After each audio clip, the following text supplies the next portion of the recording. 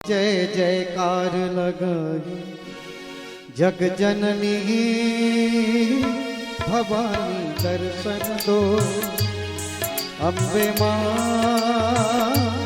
दर्शन दो। जग जननी भवानी दर्शन दो। अम्बे माँ दर्शन दो। अम्बे मैया ओ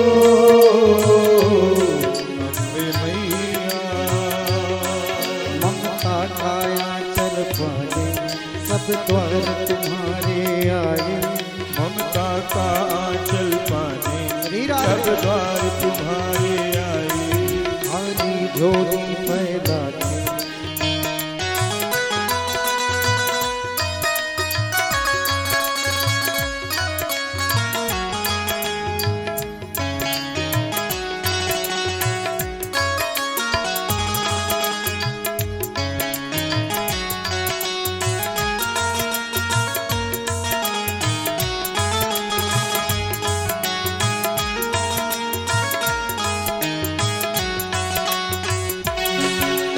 सब भक्तों ने मिलकर मंदिर तेरा सजाया।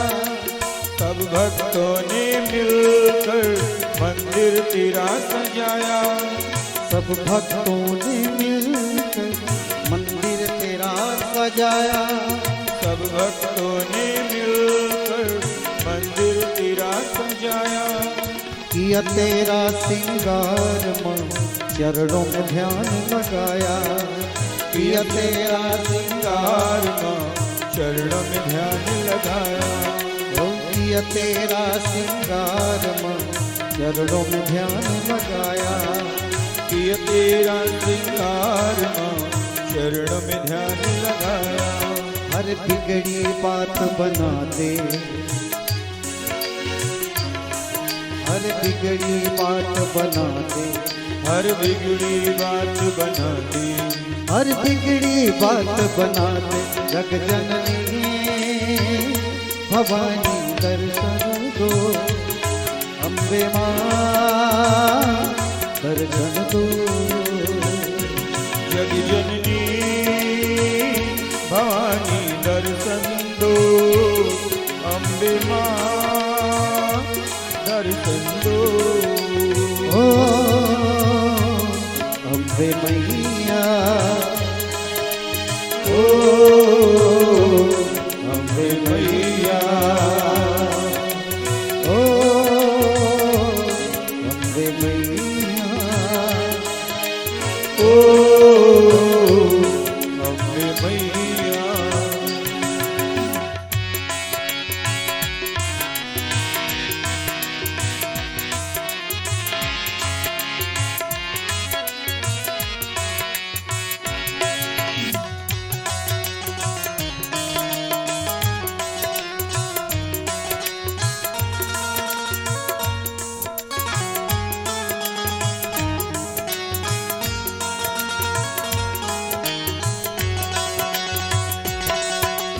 जब जब संकट आता है तुम दौड़ी दौड़ी आती हो।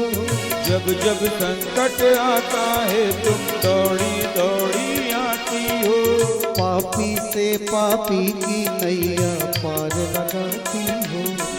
पापी से पापी की नैया पार लगाती हो। ओ पापी से पापी की नैया पार लगाती हो। पापी से पापी की नैया पार लगाती हो। तुम करके सिंह सवारी।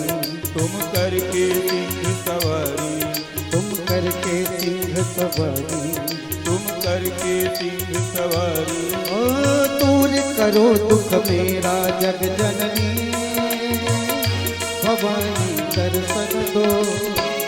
अम्बे माँ दर्शन दो। जग जननी भवानी दर्शन दो। अम्बे माँ दर्शन दो।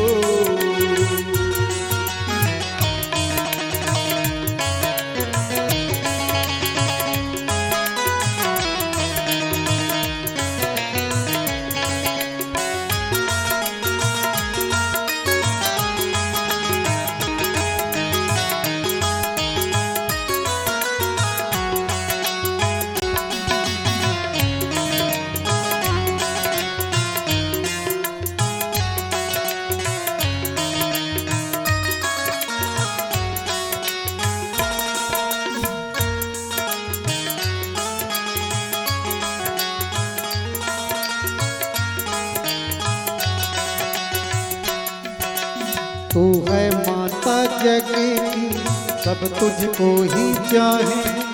तू है माता जग की सब तुझको ही चाहे। तू है माता जग की सब तुझको ही चाहे। तू है माता जग की सब तुझको ही चाहे। कर दो कृपा हम सभी पर प्रेम की करके निगाहें। कर दो कृपा हम सभी पर प्रेम निगाहें। कर दो कृपा हम सभी पर प्रेम की करके निगाहें।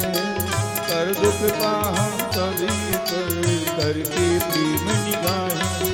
मन मंदिर में बस जाओ। मन मंदिर में बस जाओ। मन मंदिर में बस जाओ। मन मंदिर में बस जाओ। अब दूर करो अंधियारा जग जननी भवानी दर्शन दो। अम्बे माँ दर्शन दो। जग जननी भवानी दर्शन दो। अम्बे माँ दर्शन दो। ओ अम्बे मैया।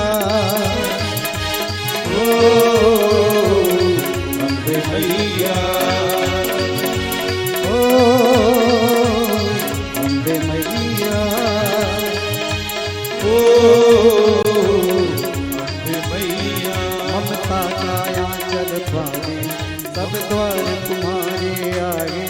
मारी डोरी फैलाए माँ जय जयकार लगाई। जग जननी भवानी दर्शन दो। अम्बे माँ दर्शन दो। जग जननी भवानी दर्शन दो। अम्बे माँ दर्शन दो। दर्शन दो। दर्शन दो। बोलिए अम्बे मैया की। बोलिए श्री पार्वती मैया की। नारद समाचार तब पाए कौतुक ही गिर गे सिधाए। देवर्षि नारद जी हिमालय जी के यहाँ पहुंच गए। हिमालय जी ने उनका बड़ा आदर किया। देखिए एक सूत्र है, आप कितना भी आवश्यक कार्य कर रहे हों लेकिन कदाचित किसी संत महापुरुष का आगमन हो जाए तो उस कार्य को तुरंत किनारे करो, पहले महात्मा का आदर करो। शतम विहाय भोक्तव्यम सहस्त्रम स्नानमाचरेत। लक्षम विहाय दातव्यम कोटिम त्यक्त्वा हरिम भजेत। शास्त्र की आज्ञा है 100 काम सामने हो और भोजन का समय आ जाए तो किनारे करो सारे काम को, तुरंत भोजन करो। क्योंकि शरीर अगर रहेगा तो सब काम कर पाओगे और शरीर ही खत्म हो जाएगा तो क्या काम करोगे भाई। इसलिए शरीर माध्यम खलु धर्म साधनम। सारे धर्म साधना का मूल स्थान है शरीर, इसलिए शरीर की रक्षा करो। 100 काम सामने हो तो भी उसको त्याग के भोजन करो। शतम विहाय भोक्तव्यम सहस्त्रम स्नानमाचरेत। स्नान का समय आ गया और 1000 काम है तो 1000 काम को किनारे करिए, पहले स्नान करिए। लक्ष्यम विहाय दातव्यम। देने का अवसर आ गया, दान देने का अवसर आ गया। यज्ञ हो रही है, कथा हो रही है, काम भी बहुत है। कोरोना के कारण पैसा भी कमजोर हो गया है, लेकिन बामनौली का नहीं होगा। अरे पुराना धनाढ्य गांव है, कम होते होते भी कुछ तो रहेगा भाई। तो मान लो पैसा कम भी हो गया हो, लेकिन यज्ञ का कार्य चल रहा है, कथा का कार्य चल रहा है, हर वर्ष दान करते थे, दान करना है, तो लिखा है लक्षम विहाय दातव्यम। 1,00,000 काम सामने हो तो किनारे कर दो, पहले दान कर लो। लेकिन कोटिम त्यक्त्वा हरिम भजेत, 1 करोड़ काम सामने खड़े हों और भजन का समय आ जाए तो शास्त्र की आज्ञा है 1 करोड़ काम को किनारे कर दो और भजन पहले कर लो, क्योंकि भजन करने का अवसर फिर दोबारा नहीं मिलेगा। मानव तन बार बार नहीं मिलता, इसलिए मानव तन प्राप्त करके हरि भजन कर लो। सबसे बड़ा स्वार्थ है, सबसे बड़ा स्वार्थ मनुष्य का क्या है?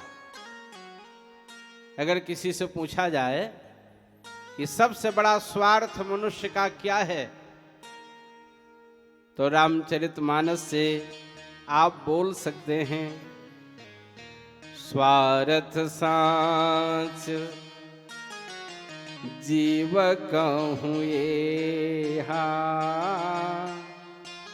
मन क्रम बचन राम पद नेहा। सबसे बड़ा स्वार्थ है भगवान के चरणों में प्रेम कर लो।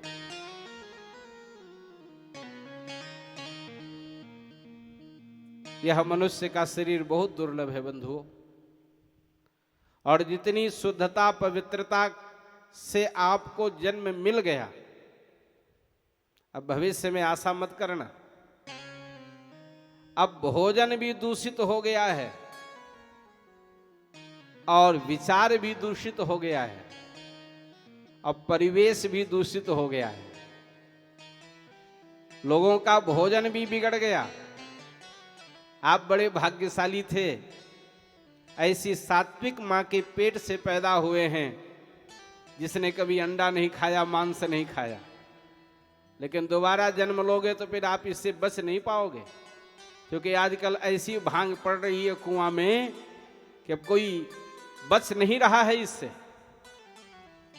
इसलिए अब ऐसा करो कि दोबारा जन्म न लेना पड़े, क्योंकि दोबारा जब जन्म लोगे तो दूषित भोजन वाली मां के पेट से जन्म लेना पड़ेगा, दूषित विचारधारा वाली नारी मुझे जन्म देगी, और दूषित परिवेश धारण करने वाली नारी के गर्भ से जन्म होगा, क्योंकि अब परिवेश भी बिगड़ गया, विचार भी बिगड़ गया।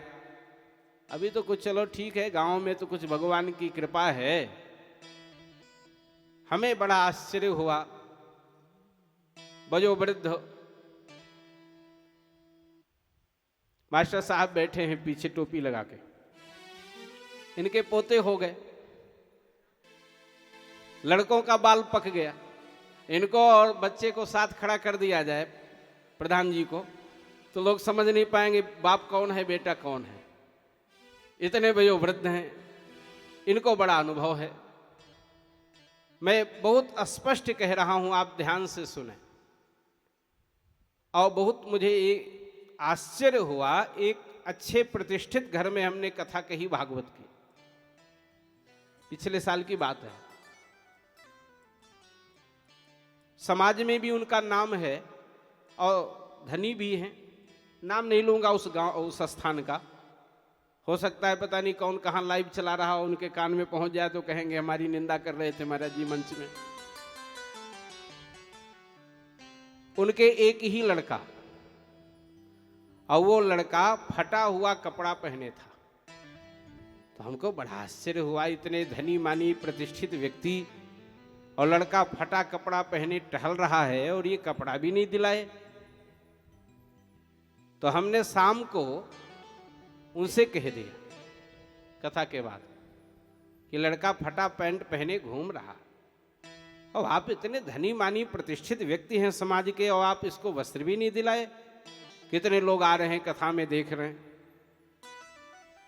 तो हंसे और कहे गुरुजी ये क्या नाम, अंग्रेजी में कुछ कहा मुझे, वो क्या कहा, हाँ फैशन आ गया। बोले ये फैशन है, हमने सिर पकड़ लिया, हा राम। बड़ा आदमी फटा कपड़ा पहन ले तो फैशन हो गया, और गरीब आदमी कपड़ा फटा पहन ले तो उसको दरिद्र कहा जाएगा। कैसी विचित्रता आ गई समाज में, कितनी आग लगी हुई है समाज में, देख लो जरा। इसलिए भैया समाज बहुत बिगड़ रहा है। ऐसी व्यवस्था बना लो, ऐसे कुछ विचारधारा अपने अंदर रख लो कि हे नाथ, जन्म देना भी तो पवित्र स्थान में देना, और ना दो तो ज्यादा अच्छा है। कुछ दिन अपने चरणों में रखो, जब अनुकूल वातावरण हो जाएगा तब पैदा करना, कुछ दिन के लिए अपने यहां रख लो। मैं निवेदन कर रहा था आपसे, देवर्षि नारद जी आए, हिमालय जी करोड़ काम में लग रहे हैं। जिसके यहां इकलौती पुत्री पैदा हुई, इतने वर्षों बाद कितना काम होगा उनके यहां, लेकिन सारे काम को उन्होंने किनारे कर दिया। मैंने आपसे निवेदन किया कि अगर पूजा का समय आ जाए तो कोटिम त्यक्त्वा हरिम भजेत, करोड़ों काम छोड़ करके भजन करो। कोई महात्मा आ जाए, कितना भी जरूरी काम कर रहे हो उसे किनारे करो, पहले महात्मा की सेवा करो।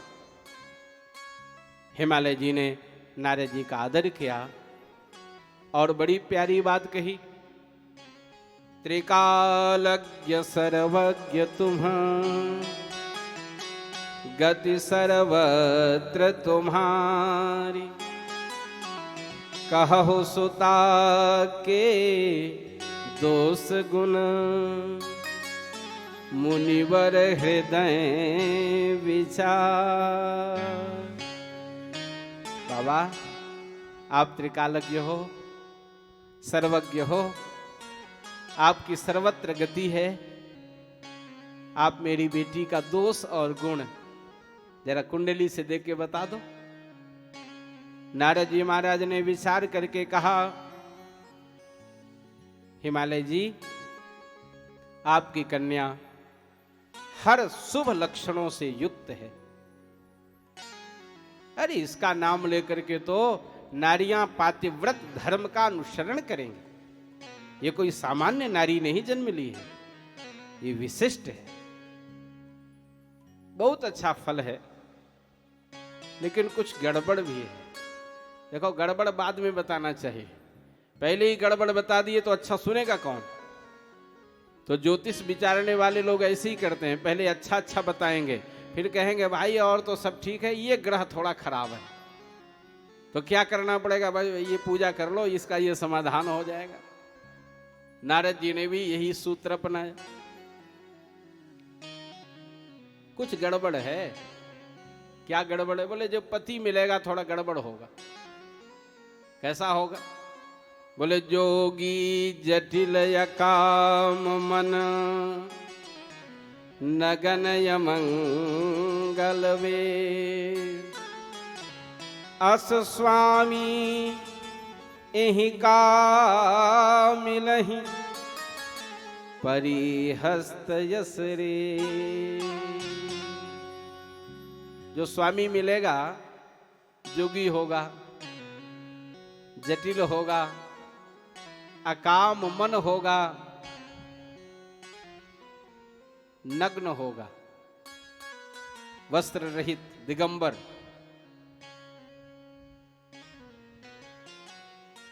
हिमालय जी तो सुन के घबरा गए, महाराज ये क्या कह रहे हो आप?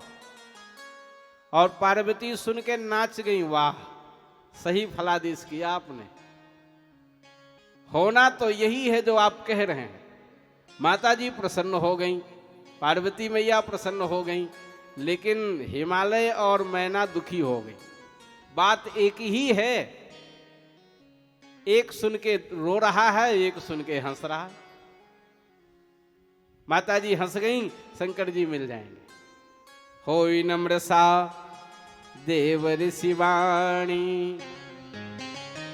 बोले महाराज कोई उपाय बताओ। भाई उपाय तो एक ही है, हरि समर्थ कछु नहीं दोष गोसाई।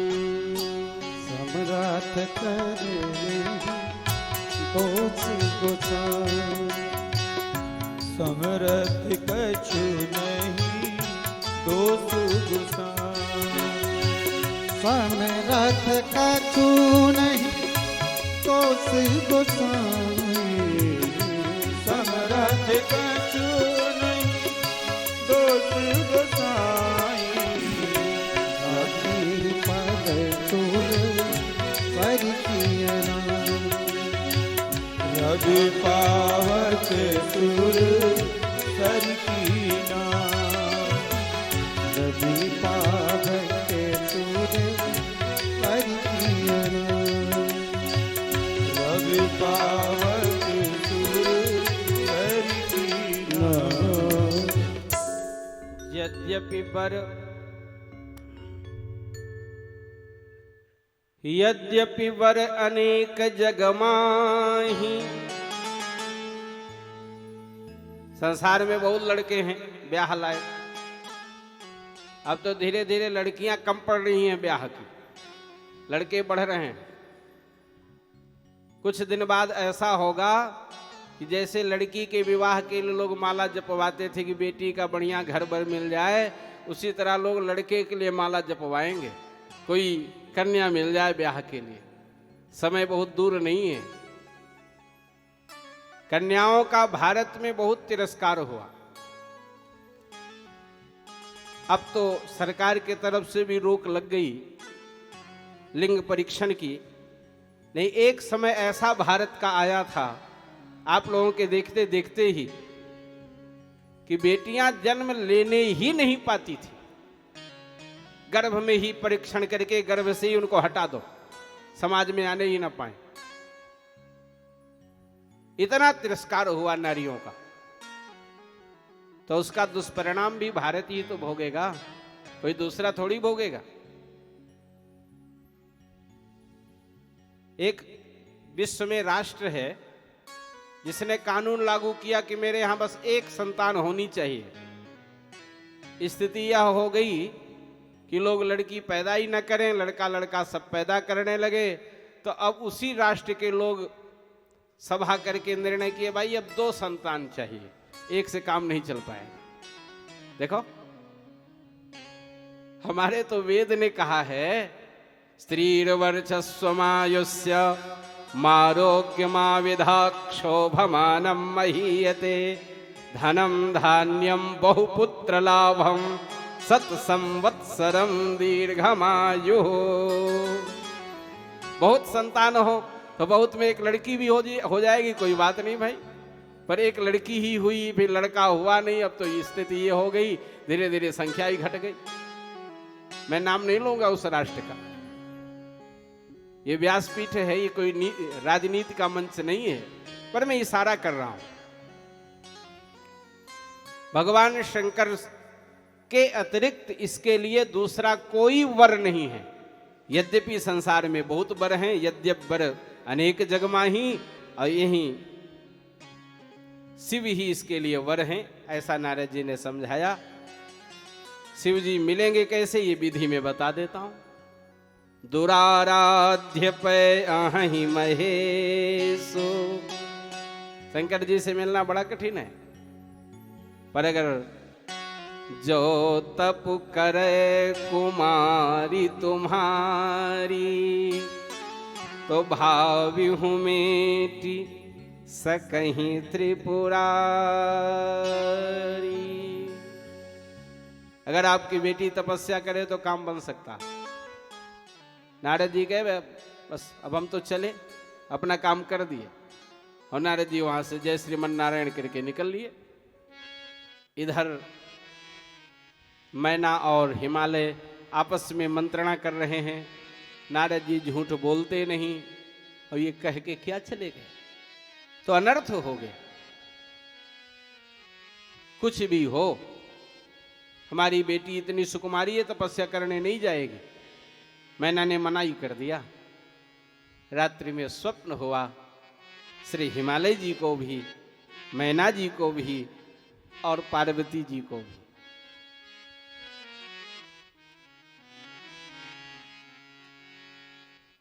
माता पार्वती ने कहा, हमको ऐसा स्वप्न में आदेश हुआ है कि मैं तपस्या करूं। मैना जी ने भी हिमालय को बताया कि ऐसा स्वप्न आदेश हुआ है कि बेटी को तपस्या करवाओ। ठीक है भाई, तपस्या करवा। माता पार्वती तपस्या करने गई, बड़ा कठोर तप किया इन्होंने। श्री रामचरितमानस में गोस्वामी तुलसीदास जी महाराज ने माता पार्वती के तपस्या की एक सूची तैयार की है। कितने वर्ष कैसे तपस्या किया है बाबा कह रहे हैं। उर्धारी उमा प्राणपति चरना, उर्धारी उमा प्राणपति शरणा, उर्धारी उमा प्राणपति चरना, उर्धारी उमा प्राणपति शरणा।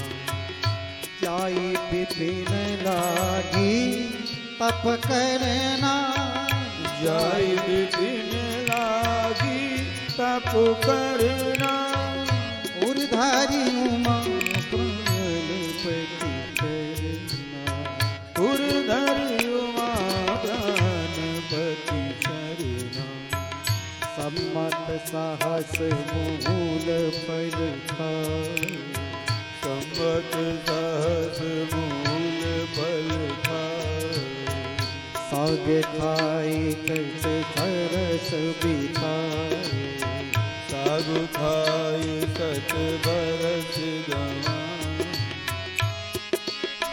कछु दिन भोजन बतासा, कछु दिन भोजन वारी बतासा, ये कठिन कछु दिन उपवासा, ये कठिन कछु दिन उपवासा, उर्धारी उमा प्राणपति चरना, उर्धारी उमा प्राणपति चरना। जाई विपिन लागी तप करना, जाय विपिन लागी तप करना, उर्धारी धीर उमापति चरना, उर्धारी उमा प्राणपति चरना।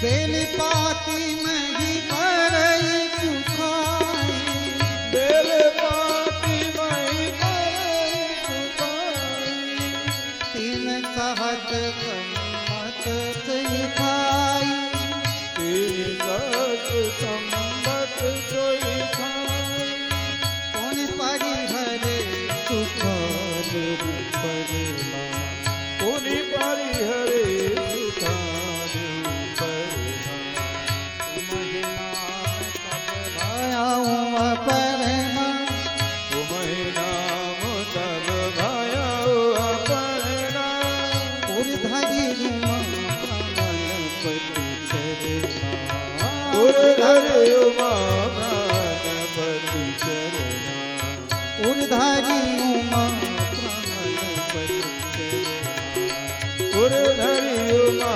प्राणपति चरना।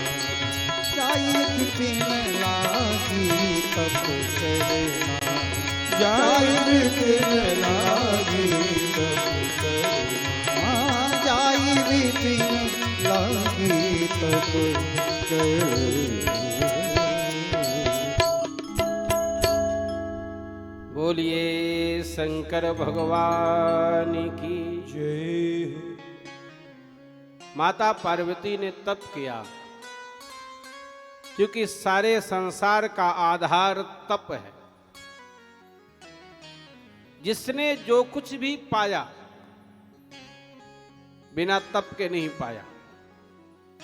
अध्ययन भी तप है, अध्ययन कराना भी तप है, कथा सुनना भी तप है, कथा कहना भी तप है। तप शब्द की बहुत लंबी चौड़ी व्याख्या है। हम जिस कर्म को निष्ठा पूर्वक कर रहे हैं वह मेरा कर्म ही तप है, और इस सारे संसार का आधार तप है। इसलिए तप तो करना पड़ेगा, बिना तप किए कुछ होगा नहीं भैया। और तकारो विघ्न नाशकः, जब तक तपस्या नहीं करोगे तो विघ्न भी नहीं कटेगा। विघ्न दूर करना है जीवन में तो तपस्या करनी पड़ेगी। माता पार्वती ने तप करना प्रारंभ किया, लेकिन कैसे? अरे उरधरी उमा प्राणपति चरना, अपने हृदय में भगवान शंकर के चरणों को बैठा के उरधरी उमा प्राणपति चरना, और लागी तप लागी करें। भगवती जंगल में तप कर रही, लागी विपिन जाई विपिन लागी तप करना। कैसे तप किया? संवत सहस मूल फल खाए, जोड़ लीजिएगा पूरा। 1000 वर्ष तक कंदमूल फल खा करके तप की। संवत सहस, सहस माने सहस्त्र, 1000, 1000 तो फल फूल खा के तप की। संवस सहत मूल फल खाए और शाक खाई 7 बरस गंवाए। 100 साल केवल शाक खाई। 11,000 वर्ष हो गया, 1100 वर्ष हो गया, 1100 वर्ष हो गए। इसके बाद कुछ दिन भोजन, कुछ दिन हवा, कुछ दिन पानी, इसकी संख्या नहीं लिखी है। कछ दिन भोजन बारी बतासा और किए कठिन कछ दिन उपवासा, इसकी संख्या नहीं बताई। कितने दिन भोजन, कितने दिन पानी, कितने दिन हवा। 3000 वर्ष तक केवल बेल की पत्ती खा के तपस्या की। बेल पाती मही परई सुखाई 3 सहस संवत सोई खाई। जोड़ लीजिएगा पूर कितने हो गए? 1100 वर्ष हुआ, 3000 ये कितने हो गए? 4100 वर्ष हो गए। और सुनिए, इसके बाद उन्होंने सूखे पत्ते भी खाना बंद कर दिए और तपस्या करती रही। इसकी भी संख्या नहीं लिखी है। पुनि परिहरे सुखाने परना उमही नाम तब भजहु अपर्णा।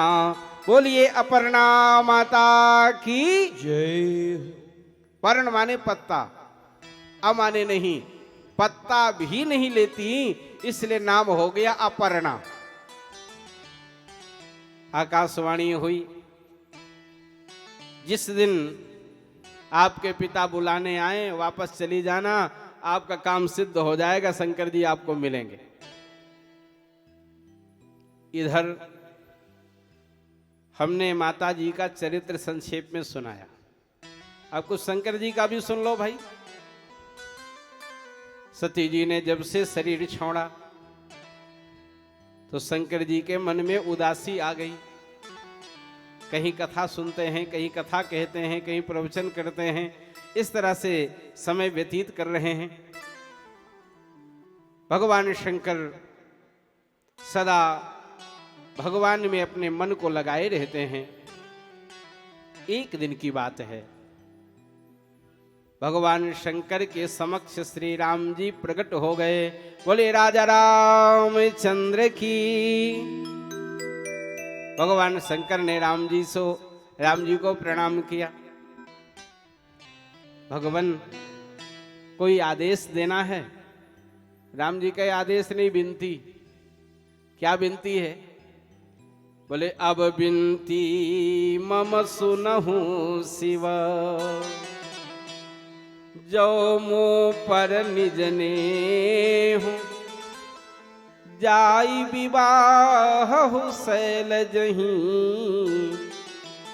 यह मुहि मांगे दे। महाराज एक विनती करने आया हूं। राम जी कह रहे हैं, देखो राम जी का और शंकर जी का संबंध बड़ा विचित्र है। सेवक स्वामी सखा सिय पिय के। कभी राम जी सेवक बन जाते हैं, कभी शंकर जी सेवक बन जाते हैं। कभी राम जी मित्र बन जाए, शंकर जी मित्र बन जाए। इनका आपस में बड़ा सुंदर संवाद है, संबंध है। भगवान ने कहा हमारी प्रार्थना है कि आप पार्वती जी से विवाह कर लो। शंकर जी ने कहा उचित तो नहीं है, लेकिन अब आपकी आज्ञा टाली भी नहीं जा सकती। आपने कहा है तो जरूर होगा। और जिस स्वरूप से भगवान ने ये आज्ञा दी है, उस स्वरूप को शंकर जी ने अपने मन में बसा लिया है। ध्यान से सुनना, जिस विवाह में काम प्रधान होता है वह विवाह सदा घातक होता है, लेकिन जिस विवाह में राम प्रधान होते हैं वह विवाह सदा मंगलमय होता है। इसमें राम प्रधान हैं, यानी राम जी की इच्छा से शिव जी ने विवाह किया है, इसलिए विवाह करके भी बंधन में नहीं पड़े। और जो काम का दास बन के ब्याह करता है वो तो सदा सर्वदा बंधन में ही फंस जाता है। विवाह बंधन नहीं है, विचार बंधन है। किस विचार से विवाह किया गया है? भोग भोगने के लिए विवाह किया गया है कि संतति पाने के लिए ब्याह किया गया है? अगर भोग भोगने के लिए ब्याह किया गया है तो वो भोग दुखदाई होगा, क्योंकि भोग का फल ही है रोग। भोगे रोग भयम, जब भोग भोगा जाएगा तो उसमें रोग का भय होगा। और अगर वंश वृद्धि के लिए ब्याह हुआ है तो वह कभी भी बंधन कारक नहीं है। घर में रह करके भी आप मुक्त रहेंगे। बोलिए भक्त वत्सल भगवान की जय। भगवान शंकर ने सप्त ऋषियों का आवाहन किया। विश्वामित्र, जमदग्नि, भरद्वाज, गौतम, अत्रि, वशिष्ठ, कश्यप, ये 7 ऋषि आए। शंकर जी ने कहा आप लोग जाओ और पार्वती जी की परीक्षा लो। सप्त ऋषि आए। माता पार्वती तपस्या कर रही थी। सप्त ऋषियों ने पूछा, रिक्कियां बराधहु का तुम चहु,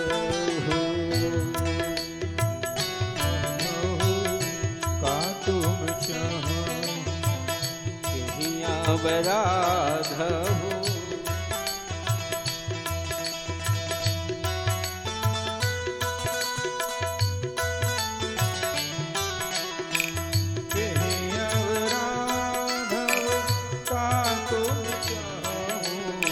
हम सन सत्य मरम कीन कहु, हम सन सत्य मरम कीन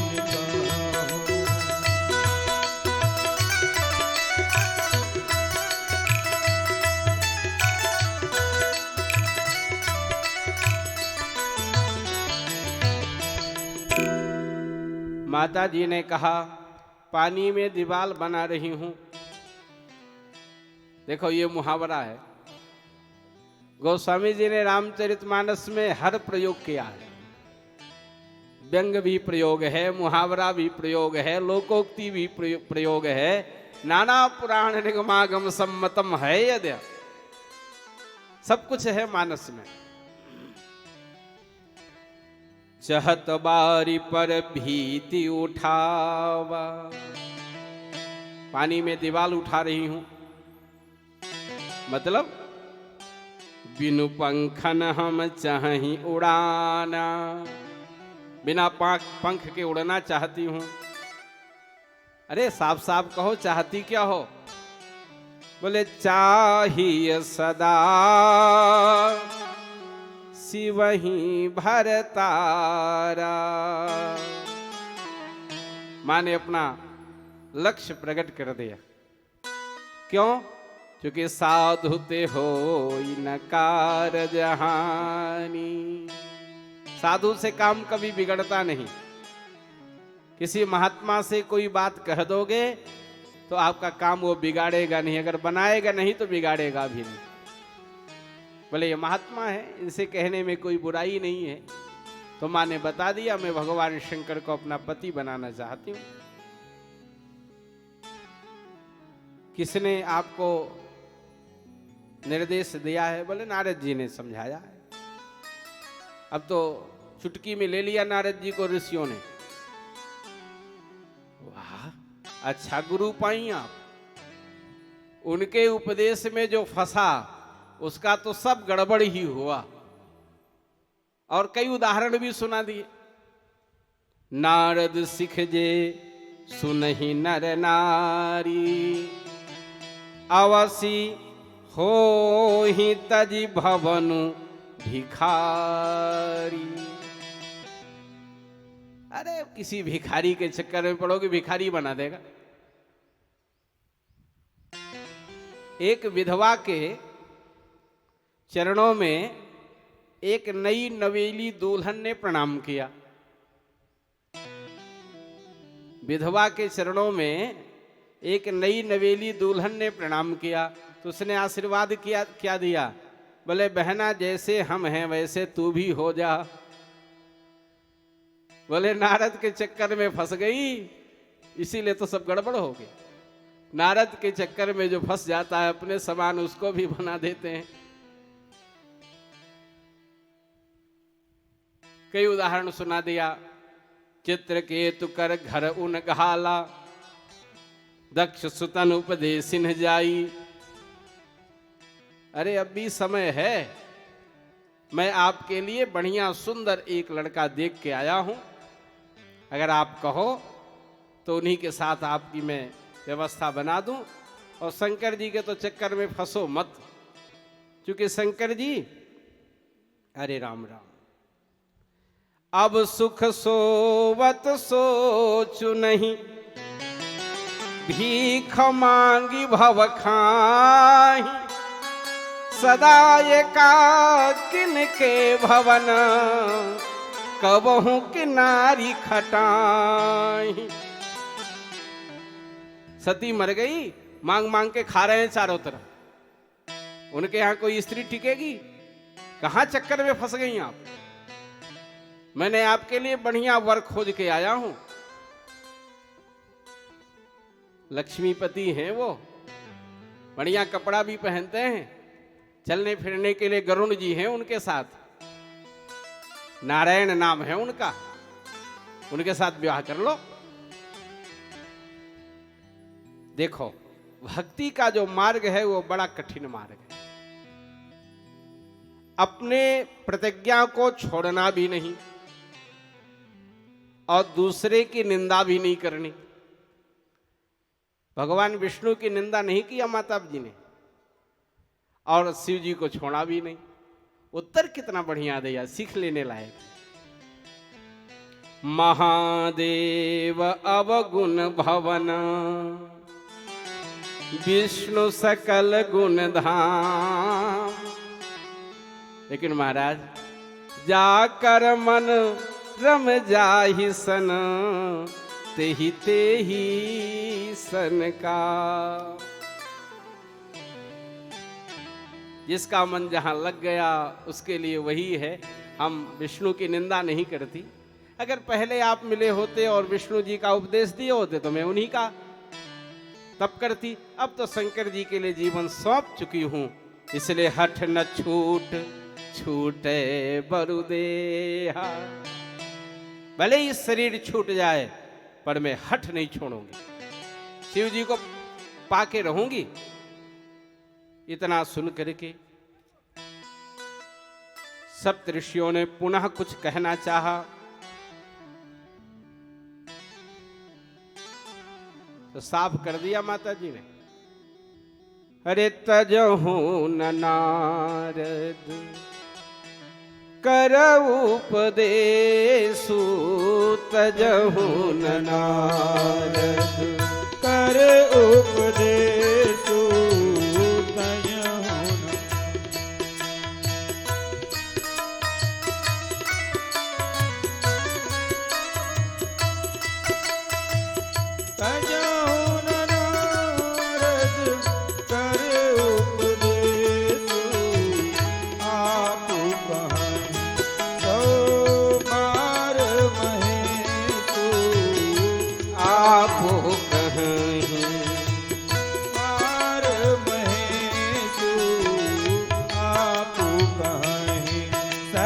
पार महेशु आपो कहाँ। अरे तजहू न नारद कर उपदेशु। ज्यादा दिमाग न लगाओ, मैं गुरु जी की बात छोड़ने वाली नहीं हूं। और मैया ने क्या कहा, मैं पापरों, मैं पापरों, मैं आपकी पांव पकड़ूं। समाज में लोग बोलते हैं ना, मैं पापरों कहई जगदम्बा, मैं पापरों कहई जगदम्बा, तुम गृह गवनहु भयहु विलंबा। जाओ यहां से। और देखो, अगर आपके मन में बहुत ब्याह कराने की इच्छा है तो बर कन्या अनेक जग माही। शादी राम गठजोड़े बनो कहीं अन्यत्र, यहां आपकी दाल गलने वाली नहीं, मैं तो बस शंकर जी से ही ब्याह करूंगी। इतना सुनते ही सप्तऋषि प्रसन्न हुए और वहां से चले गए। बोलिए जगदम्बा मैया की जय हो। अरे भाई जय धीरे से क्यों बोलते हो? आज तो पहले नवरात्र है, मान लो व्रत भी हो गए तो कल का तो अभी चल ही रहा होगा मामला, फिर फलाहार कोई कमजोर थोड़ी रहता है, इसलिए जय जोर से बोलना चाहिए। बोलिए सियावर रामचंद्र की। हाँ अब ठीक लगा। इधर एक बीच में कथा और है तारकासुर की, जिसने ब्रह्मा जी से वरदान मांग रखा है कि मेरा विवाह शंकर जी के पुत्र, मेरी मृत्यु शंकर जी के पुत्र से ही हो। और शंकर जी की कोई पत्नी नहीं तो पुत्र कहां से होगा? सती जी मर चुकी हैं और शंकर जी बाबा जी ब्याह करेंगे नहीं, उसको पता था। बड़ा उपद्रव शुरू किया समाज में। ब्रह्मा जी के पास लोग गए, ब्रह्मा जी ने एक सलाह दिया, बोले भाई एक बात है, कामदेव को भेजो और कामदेव अगर शंकर जी को जगा दे तो ब्याह तो हम करा देंगे, फिर काम बन जाएगा। कामदेव को भेजा गया, कामदेव डरते डरते गया, खूब अपना प्रभाव दिखाया। कामदेव जिस समय अपना प्रभाव समाज में फैलाया, लिखा है गोस्वामी जी ने, धरी न काहू धीर सबके मन मन सिज हरे। बचा कौन? जे राखे रघुवीर ते उबरे ते ही काल महान। दो अर्थ है, जिसने राम जी को हृदय में रखा, क्योंकि जहां राम तहां काम नहीं। जिसने राम जी को हृदय में बसा के रखा है वहां काम नहीं गया। अथवा दूसरा अर्थ, जिसकी रक्षा भगवान ने की, जे राखे रघुवीर, जिसकी रक्षा भगवान ने किया वही बचा, नहीं तो काम ने सबको परास्त कर दिया। जो माला जपने वाले बाबा लोग थे, माला फेंक करके वो अबला देखना शुरू कर दी। अरे कहां तक कहें, पूरी प्रकृति में हलचल हो गई भाई। जड़ चेतन सब व्याकुल हो गए काम के प्रभाव से। काम का प्रभाव कोई छोटा मोटा प्रभाव नहीं है, बड़े बड़े लोगों को परास्त कर देता है ये। काम का बल बहुत बड़ा बल है। नारायण